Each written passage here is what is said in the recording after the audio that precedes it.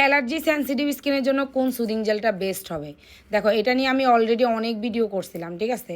Allergy sensitive স্কিনের জন্য যাদের স্কিনে কোনো কিছু দিলে শ্যুট করে না, তেমন স্কিনে একটু লালসে হয়ে যায় অথবা চুলকায়, একটু বেশি সেন্সিটিভ, তারা আমাদের কোলাজিং জেলটা নেবেন।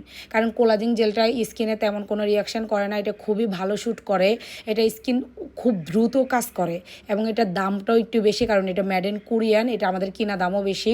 এটা যাদের অতিরিক্ত লাল হয়ে যায় তারা এটা নিবা।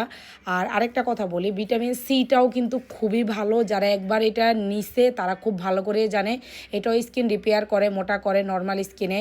যাদের নর্মাল স্কিন আছে তারা এটা নিবে, এটার প্রাইসটা একটু কম আছে। আর এটার মধ্যে যেহেতু ভিটামিন সি দেওয়া, তোমরা যদি কেউ ব্রাইটিংয়ের জন্য নিতে চাও এটা একদম চোখ বন্ধ করে নিবা। এটা স্কিন প্রচুর ব্রাইটিং করে, যেহেতু মালটা দেওয়া, ভিটামিন সি দেওয়া। ভিটামিন সি আমাদের নর্মালি যাদের স্কিনে একবার শ্যুট করে যায়, দেখবা একদম নাইট ক্রিম ইউজ করলে এতটা শ্যুট করে না, এটা স্মুথলি সুন্দর একটা গ্লাসিভাবে স্কিনে ব্রাইটিং করে। মানে এক কথায় খুব ভালো ব্রাইটিংয়ের জন্য ভিটামিন সিটাই বেস্ট। পাশাপাশি রিপেয়ারও করবে, স্কিনটাকে মোটা করবে, রক দেখানো যাবে, স্কিনটাকে ঠান্ডা রাখবে।